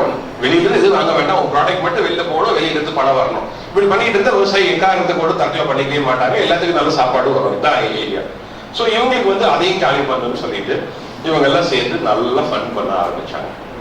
ஃபன் பண்ண ஆரம்பிக்கும் போது நம்ம அவங்க சண்டை போட ஆரம்பிக்கிறோம். ஒரு பெரிய டர்னிங் பாயிண்ட்னு சொன்னா இப்போ ஒரு தம்பி சொன்ன மாதிரி 2016 நீயா நானா, அதுதான் வந்து கம்ப்ளீட்டா திருப்பி போடுறது யங்ஸ்டர்ஸோட ஒப்பீனியன். நான் உலகத்துல இருக்கிற அத்தனை யங்ஸ்டர்ஸ் நான் அந்த நீயா நானா எபிசோடோட அது கீழே இருக்கிற கமெண்ட் தான் நான் ரொம்ப முக்கியமா பார்த்தேன்.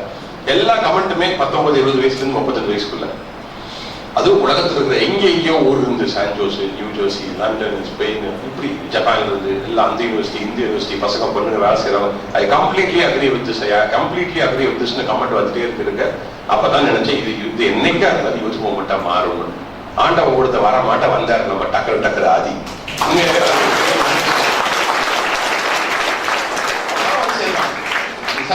ஆதி எனக்கு போன் பண்ணி பேசும்போது, நான் பேரு ஆதிங்கன்னா ஹிப்ஹாப் தமிழ் அப்படின்னா எனக்கு சத்தியமா யாருமே தெரியாது. யாரு அது ஹிப்ஹாப் தமிழான்னு சொல்றாருன்னு சொல்லி நல்ல விஷயம். என் லேப்டாப் முன்னாடி ஆன் பண்ணி இருக்குது, நெட் கனெக்ட் ஆயிருக்கு. அப்படியா அப்படின்னு பேசிட்டு, உங்களுக்கு என்ன தெரியாதுங்க, பரவாயில்லைங்கண்ணா, இருந்தாலும் எனக்கு ஒரு வேலை தெரியுங்க, நான் உங்களை ஃபேஸ்புக்ல ஃபாலோ பண்றேன், எனக்கு பாடெல்லாம் பிடிக்கும்னு. எனக்கு 5 பக்கம் புலிப்பட்டி தாங்க ஒரு பண்டாரிமன் காலேஜில் படிச்செல்லாம் சொல்றான். ஓ சரி எல்லாம் பேசிட்டு கூகுள் பண்ணி பார்த்தா தான் தெரிஞ்சுட்டேன்.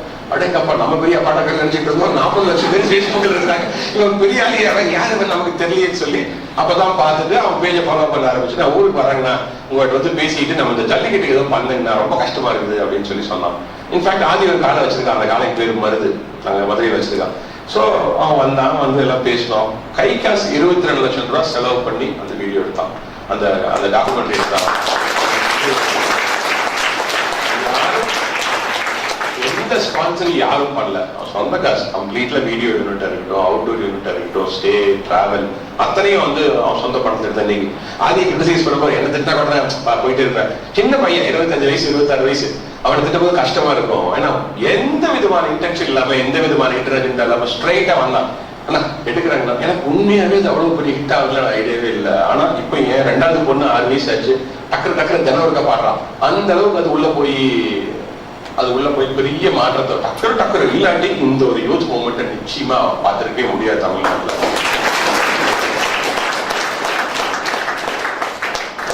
அது முடிஞ்சது வந்து என்ன பண்ணணும், அடுத்தது உலகம் பூரா நிறைய சாப்டர்ஸ் உருவாக்கணும். எஸ்கேசிஏ, யூஎஸ்ஏ, ஆஸ்திரேலியா, சிங்கப்பூர், டைவான், யூரோப்ல, லண்டன்ல, இந்த மாதிரி உருவாக்கி ஒரு 30-40 கான்டாக்ட்ஸ் இருந்தது. அங்க நிறைய பசங்க பொண்ணுங்க அங்க வேலை செய்யறவங்க வந்து இந்த சாப்டர்ஸ் ரன் பண்ண ஆரம்பிச்சாங்க. அவங்க இடத்துல சொல்லி என்ன பண்ணலாம், நாங்க ஏதோ செய்து ப்ரொடெஸ்ட் பண்ணோம். ப்ரொடெஸ்ட் பண்ணுங்க, எல்லாருக்கும் இடத்துல நின்னுங்க, சப்போர்ட் ஜல்லிக்கட்டுன்னு சொல்லிட்டு இந்தியன் அம்பாசிடர் போய் மீட் பண்ணுங்க. இந்தியன் அம்பாசிடர் போய் மீட் பண்ணி பிரைம் மினிஸ்டர் ஆஃப் இந்தியாவுக்கு பெட்டிஷன் கொடுங்க. உண்மையாவே அது பிரைம் மினிஸ்டருக்கு பெரிய ப்ரெஷரா இருந்ததுன்னு அந்த பிரதம மந்திரி ஆபீஸ்ல வேலை செய்யக்கூடிய ஒரு IAS அதிகாரி எங்கிட்ட சொன்னாரு. உண்மையாவே அவருக்கு வந்து அது பெரிய ப்ரெஷருங்க. தினம் இந்திய நாட்டோட தூதரகங்கள் இருந்து 10 தூதரகங்கள் பெட்டிஷன் வருதுங்க. அது பெரிய ப்ரெஷரா அவருக்கு அது இருந்திருக்குதா. என்ன எப்படி பாக்குறாங்கன்னா, வெளிநாடுகள்ல வந்து யாருக்கா இருந்தாலும் 4 பேர் இருக்கணும். Indian citizens, Tamils standing in Washington, New Jersey, Boston and then protest பண்ணிட்டு இருந்தா against the government of India. It shows the government of India very poor life. என்னடா இது, ஒரு நாட்டு மக்கள் நம்ம என்ன ஸ்லோகாக்கியவா, நம்ம ஏதாச்சும் ஒரு மக்களை கொடுமைப்படுத்தக்கூடிய ஒரு நாடா கிடையாது. அவன் நாடு ஜனநாயக நாட்டுல இப்படி ஒரு பிரச்சனை மக்கள் தெரிஞ்சுருந்து போராடிட்டு இருக்கா, நீ ஒண்ணுமே செய்ய மாட்டேன் மக்களுக்குங்கிற மாதிரி ஒரு பிரச்சனை அங்க வர ஆரம்பிச்சிருச்சு. அடுத்த ஸ்டெப் வந்து நாங்க ஐக்கிய நாட்டு சபை கொண்டு வரத வச்சிருந்தோம். யுனெஸ்கோட கொண்டு போய் கொடுத்து இவர் வந்து நீ வா என்ன பண்ணுன்னு சொல்லு, நீ வந்து எங்களுக்கு வந்து நியாயம் கேட்டு சொல்லு கேட்கலான் இருந்தோம். ஸோ அதுக்குள்ள இந்த பிரச்சனையை வந்து தேங்க்ஸ் டு மாணவர்கள் கம்ப்ளீட்டா தூக்கி நிறுத்தினாங்க அந்த விஷயத்தை. இந்த இஷ்யூ வந்து வேற ஏதோ லீக்கு கொண்டு போய் முடிச்சு எல்லா இந்தியன் கவர்மெண்ட் ஆஃப் தமிழ்நாடு, எல்லா அரசியல் கட்சிகளும் பயப்படுற அளவுக்கு வந்து இப்படி ஒரு சிந்தனை வந்துரும்னு நினைக்கிற அளவுக்கு வந்து பாப்பா சொன்னாங்களே எல்லாத்தையும் முன்னாடி பயந்து இந்த பிரச்சனைக்கு வந்து உண்மையாவே வேலை செஞ்சாங்க. கவர்மெண்ட் ஆஃப் இந்தியா சரி, கவர்மெண்ட் ஆஃப் தமிழ்நாடு, நான் கூட வேலை செஞ்சேன். அதுல கூட கொஞ்சம் கிரிட்டிசிசம் இருந்தது. இதுக்கு போய் கவர்மெண்ட் ஆஃப் இந்தியா பார்க்கணும், நீங்க இந்த பிஜேபி காரணம். நம்ம அதுல அழகான ஒரு வித்தியாசத்தை புரிஞ்சுக்கணும். ஒரு கவர்மெண்ட் வந்த அப்புறம் கட்சி மறந்துடணும். அந்த கவர்மெண்ட் கூட பேச கத்துக்கணும், அந்த கவர்மெண்ட் கூட நெகோசியேட் பண்ண கத்துக்கணும். முடியாது, நான் பிஜேபி சார்ந்து இருக்கக்கூடிய அரசாங்கத்தோட நான் பேசவே மாட்டேன்னா அதுதான் நான் கேட்ட ஒரு கேள்வி. அப்படின்னா ட்ரம்ப்பை போய் பார்த்து பேசலாமா ஜல்லிக்கட்டை பத்தி?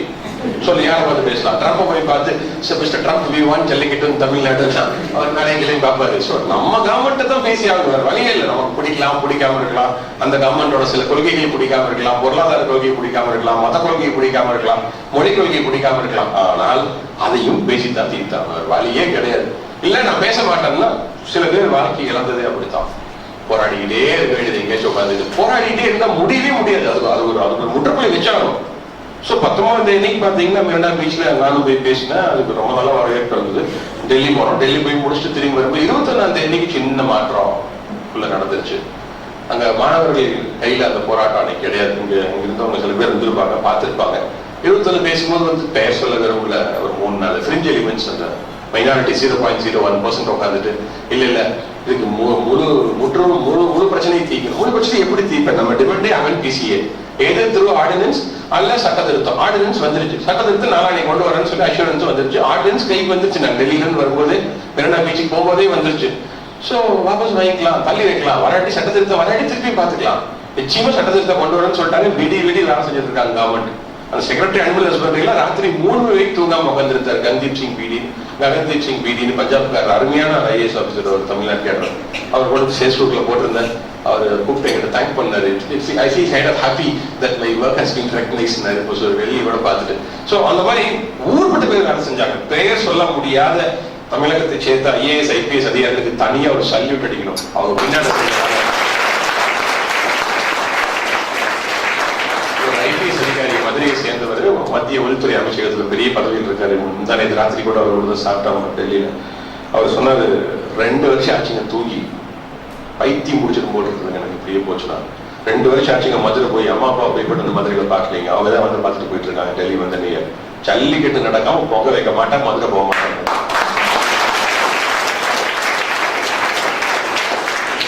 பதவியில் இருக்கக்கூடிய ஒரு ஐஏஎஸ் அதிகாரியோட ஸ்டேட்மெண்ட் தான். அந்த மாதிரி அத்தனை பாடுபட்டாங்க, பின்னாண்டு இருந்து எத்தனையோ பேர் பாடுபட்டாங்க. அதனால வந்து இதை வந்து ஒரு போலீஸ் வந்து அந்த லாஸ்ட் டே என்னுடைய ஸ்டாண்ட் வந்து போலீஸ் வந்து டைம் கொடுத்துருக்கலாம்.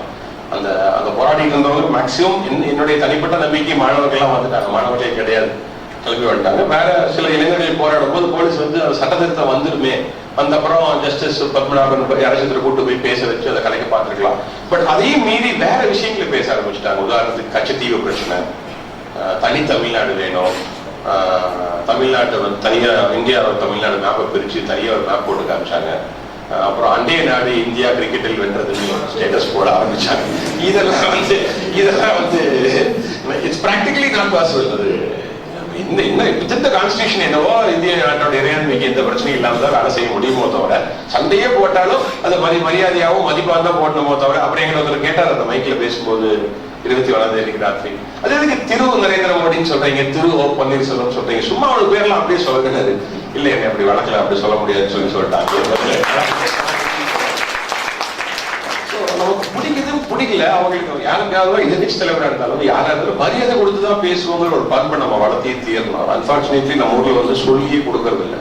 நம்ம வந்து கோவம்னா தினாலும் பேசிட்டு அதுக்கப்புறம் அள்ளி உள்ள போட்டுக்க முடியாது, அது தப்புன்னு தெரிஞ்சப்போ. அதனால வந்து எப்படி பேசணும், I don't agree, let's agree, that meat is அக்ரின்னு சொல்லிட்டு நிறுத்துறதுக்கு ஒரு பண்பை வந்து இதே யூரோப்ல வந்து இன்னைக்கு அதை வந்து 7ஆம் கிளாஸ் இருந்து 7 வயசுன்னு சொல்லி கொடுக்குறாங்க. எப்படி நெகோஷியேட் பண்றது, எப்படி கோவம் வந்தா ஹேண்டில் பண்றது, இது வந்து ஒரு பெரிய விஷயம். இன்ஃபேக்ட் ரோட்டரி கிளப் கூட ட்ரை பண்ணலாம். அந்த இன்ஸ்டிடியூஷன்ல ராட்ராக்ட் வந்து நம்ம எலெக்ஷன் வந்த அப்புறம் பயங்கர ஆக்டிவா இருக்குன்னு சொல்லி கேள்விப்பட்டேன். அதனால வந்து இங்கேயும் ட்ரை பண்ணி அந்த கல்ச்சரை வந்து அந்த ஆர்ட் ஆஃப் நெகோசியேஷனை வந்து நிச்சயமா நம்ம கற்றுக் கொடுக்கணும். நாங்கள் அதை கற்றுக்க மாட்டேன்னு சொன்னா அது எங்கேயுமே முடியாது. இன்ஃபேக்ட் இன்னைக்கு இந்த ஆட்டிடியூட்னாலதான் டெல்லியில லாபியே இல்லாத ஒரே ஸ்டேட் தமிழ்நாடு தான். எந்த லாபியும் கிடையாது தமிழ்நாடு. அதை விட கேவலமான விஷயம், பாக்கி ஸ்டேட்டுக்கெல்லாம் நான் லாபி இருக்கு, நமக்கு லாபியும் இல்லை, நம்ம இமேஜ் மைனஸ்ல இருக்கு. ஆனா ப்ரொடக்ஷன்ல நம்பர் 1, டாக்ஸ் பேயிங்ல நம்பர் 1, ஜிடிபியில நம்பர் 1, ஜிஎன்பியில நம்பர் 1. நம்ம ப்ரொடக்ஷன் நம்மளே ப்ரொடக்ஷனே பண்ணவே முடியாதுங்க. நாங்க உட்காந்துட்டு if you want the worst product நீ வந்து டெல்லி சுத்தி வாங்கிக்கலாம், கொஞ்சம் சுமாரான ப்ராடக்ட் வேணும் செகண்ட் லைன்னா middle of India. You want the best in any alloy chemicals இந்த விஷயம் சொல்லி தமிழ்நாடுங்கிறான். ஆனா இப்படி இருக்கக்கூடிய ஸ்டேட் டாக்ஸ் வந்து 1.4 கட்டுறோம், நம்ம யூபி 0.8 கட்டுறான் டாக்ஸ். நம்ம வந்து 100க்கு 140 ரூபா கட்டுறோம், யூபி வந்து 100 ரூபாய்க்கு 80 ரூபா கட்டுறான் டாக்ஸ். சோ அது அப்படி எல்லா பெருமையும் நமக்கு இருந்து அங்க எந்த விதமான மரியாதையும் இல்லாமல், காரணம் நான் யாரு கூட பழக மாட்டேன், நான் யாரு கூட பேச மாட்டேன், உங்க கட்சி எனக்கு ஆகாது, பரம்பரை சண்டை, உனக்கு எனக்கு சோழ மன்ன பாண்டிய மன்ன சேர மன்ன பல்லவ மன்ன டிப்பிக்கல் அதேதான். பாண்டிய மன்னனுக்கு சோழ மன்னுக்கு ஆகாதுன்னா அந்த மக்கள் கேட்டுருக்கவங்க யாரும் கூட பழகிக்க மாட்டாங்க, கல்யாணம் பண்ணிக்க மாட்டாங்க. அதிமுக திமுக நாங்க பேசிக்கவே மாட்டோம், இப்படிதான். சோ இந்த ஆட்டிடியூட மாத்தி தீரணும். மாறாவிட்டால் நம்ம எதையுமே சாதிக்க முடியாது. நேற்று எஸ்ஆர்சிசியில தான் பேசினேன், இதே 400-500 பேர். அது ஒரு பொண்ணு எந்திரிச்சு சொன்னாங்க, நான் இங்கிலீஷ்ல தமிழ்னு கேட்டேன், காரணம் டெல்லி. அங்க ஒரு 100-150 பேர் தமிழ் தெரியாதவங்க இருக்காங்க. நீங்க இங்கேயும் தமிழ்லயே பேசலாம் அப்படின்னா அந்த பொண்ணு எந்திரிச்சு என்ன காரணம்னா, கம்ப்ளீட்டா நம்ம ஊர் பசங்க பாருங்க, எஸ்ஆர்சிசியில் 400 பேர் இருக்காங்க. ஸ்ரீராம் காலேஜ் ஆஃப் காமர்ஸ் டெல்லியில, அது இந்த ரீஜன் தான். அப்படியே எடுத்துட்டு அந்த மேற்க கோயம்புத்தூர் இருந்து கிழக்க இந்த காங்கேய மாட்டு ரீஜன்ல இருக்கிறவங்க தான் பூரா அங்க இருக்கிறாங்க. அவங்களை பார்த்து ஆச்சரியமா இருக்குது, இத்தனை பேர் அங்க இருக்கிறாங்கன்னு சொல்லி அவங்க சொல்லிட்டு வந்தேன், இங்க ஒரு லாபி உருவாக்குங்க. இங்க டெல்லியில இந்த யூபி ஐபிஎஸ் படிக்கிறவங்க, ஐஏஎஸ் படிக்கிறவங்க ஒரு லாபி இருக்கணும். இங்க இருந்து சொன்னா நம்ம டெல்லி, நம்ம போய் டெல்லிக்கு ஒவ்வொருத்தருக்கும் அலையக்கூடாது. நம்ம கூப்பிட்டு சொன்னோம்னா நமக்கு வேலை நடக்கிற மாதிரி டீம் இருக்கணும் டெல்லியில. கவர்மெண்டே இல்லாம இருக்கு, கட்சிகளே இல்லாம இருக்கு. சோ அதுதான் இன்னைக்கு சேட் பாட்டு. தமிழ்நாடுக்கு தமிழ்நாடு தமிழ்ச்சங்கம் இருக்கு, தமிழ்ச்சங்கம் பெரிய எஃபெக்டிவா ஒன்றும் செய்யறது இல்லை. இதே வாஷிங்டன்ல நமக்கு இருக்கிற லாபி, நியூயார்க்ல இருக்கிற லாபி, லண்டன்ல இருக்கிற லாபி நமக்கு டெல்லியில இல்ல, கேபிட்டல் நம்மளோட கேபிட்டல் சிட்டியில் நமக்கு இல்ல. சோ அதை நிச்சயமா உருவாக்கணும்னு சொல்லி அதை பத்தி பேசணும். அது ஏன் எப்ப உருவாக்க முடியும்னா, நம்ம எல்லாத்துக்கும் கூட கர்நாடகால வந்து அமிர்த் மஹால், ஹலிகர் பழக தயாரா இருக்கணும். நம்மளோட எதிர்கருத்து இருந்தாலும் நம்ம அவங்க கூட பேசி பேசுறதுக்கு தயாரா இருக்கணும், அப்பதான் பேச முடியும். உடனடியே கூட்டு போட்டு வச்சுட்டு உனக்கு எனக்கு ஆகாதுன்னு சொல்லி ஒரு ஆட்டிடியூட் வளர்த்திக்க கூடாதுன்னு இந்த விஷயத்துல ரொம்ப பார்த்தா நடக்குது. நீங்க போய் கவர்மெண்ட் பேசுறீங்க, கவர்மெண்ட் பேச வேணாம், பேசாம மெரினா கடற்கரையிலையும் யூனிவர்சிட்டி பார்க்கலையும் இப்படியே நம்ம உட்காந்துருந்து என்னைக்கு தீர போகுதுங்கிறதா பிரச்சனை. சட்டத்திருத்தம் வேணும், சட்டத்திருத்தத்துக்கு வேலை செய்யணும். ஸோ இது வந்து அதில் இருக்கக்கூடிய விஷயமா நான் பார்த்தேன். அதுக்கப்புறம் உங்களுக்கு எல்லாம் தெரியும், இப்போ திருப்பியும் உச்சநீதிமன்றத்துக்கு சென்றிருக்காங்க. உச்சநீதிமன்றத்தில் ஃபர்ஸ்ட் டே கேஸ் நடந்தது. சுப்பிரமணிய சுவாமி வந்து தமிழ்நாட்டு சட்ட ஒழுங்கு சரியில்லை, உச்சநீதிமன்றத்தை எதிர்த்து ஜல்லிக்கட்டு நடைபெற்றது புதுக்கோட்டை மாவட்டத்தில். 500 காளைகளை ஒத்துவிடப்பட்டது.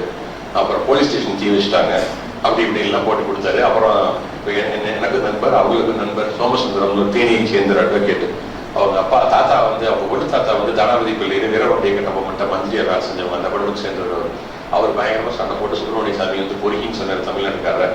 அதனாலதான் மக்களுக்கு கொந்தளிச்சாங்களே தவிர சுப்ரீம் கோர்ட் இடத்துல யாரும் கொந்தளிக்கல. அரசாங்கத்துக்கு தான் போராடினாங்க, எங்களுக்கு ஜல்லிக்கட்டு வேணும்னு சொல்லி. சுப்ரீம் கோர்ட்டுக்கு நாங்க எதிரி கிடையாதுன்னு சொல்லி அந்த விஷயத்தை சார்ட் அவுட் பண்ணி வச்சார். இல்லாட்டி இது பெரிய பிரச்சனையா இருக்கு. என்கொயரி கமிட்டி போட்டிருப்போம், சுப்ரீம் கோர்ட் ரிப்போர்ட் கொடுன்னு கேட்டிருந்தாங்க தமிழ்நாடு கவர்மெண்ட்டை. தமிழ்நாடு கவர்மெண்ட்டுக்கு அது பெரிய பிரச்சனை.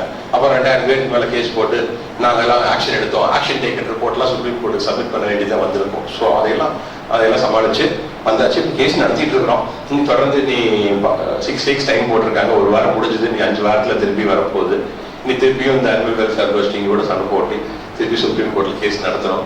என்ன அது சொல்லி இப்போ மூட் ஆஃப் த கோர்ட் வந்து எங்களுக்கு தெரிஞ்சு இது தடை பண்ற மாதிரி இல்லை. ஏன்னா இங்க பெரிய பிரச்சனை இருக்குன்னு கோர்ட் ரியலைஸ் பண்றாங்க, இதுல வேற இஷ்யூஸ் இருக்குன்னு கொஞ்சம் புரிஞ்சுக்கிறாங்க. அவங்க மேல உட்காந்துட்டு ரொம்ப கீழே பாக்குறாங்க, நம்மளுடைய ஒரு புரிதலே இல்லாம பாக்குறாங்க. அதான் வருத்தமான விஷயம் இல்லை. ஸோ ஒர்க் பண்ணலாம், ஒர்க் பண்ணி நிச்சயமா நம்ம வெற்றி பெறுவோம்னு சொல்லி நம்புறேன்.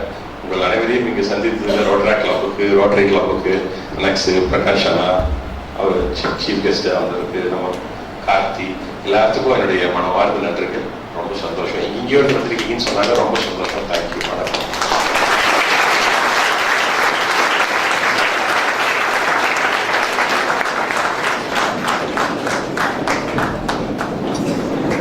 கார்த்திகேய சிவசேனாபதி அப்படின்றது வந்து ரொம்ப சீரியஸான ஒரு பர்சன் அப்படின்னு தான் நாங்க பார்த்துருக்கோம்.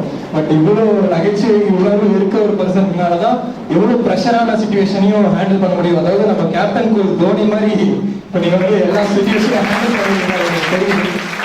ஸோ இங்க நிறைய பேருக்கு நிறைய கொஸ்டின்ஸ் இருக்கும். அந்த கொஸ்டின்ஸ் எல்லாம் எடுத்து வைங்க ரெடியா. ஒரு சின்ன ஷார்ட் கமர்ஷியல் பிரேக் மாதிரி அவர் இவ்வளவுதான் பேசியிருக்காங்கல்ல. ஸோ ஒரு 15 மினிட்ஸ் பிரேக்ல திருப்பியும் இதே இடத்துல வந்து உங்களுக்கான கொஸ்டின்ஸ் அண்ட் இதுக்கு வந்து ஆன்சர் பண்றதுக்கு வந்து சார் தயாரா இருக்காரு.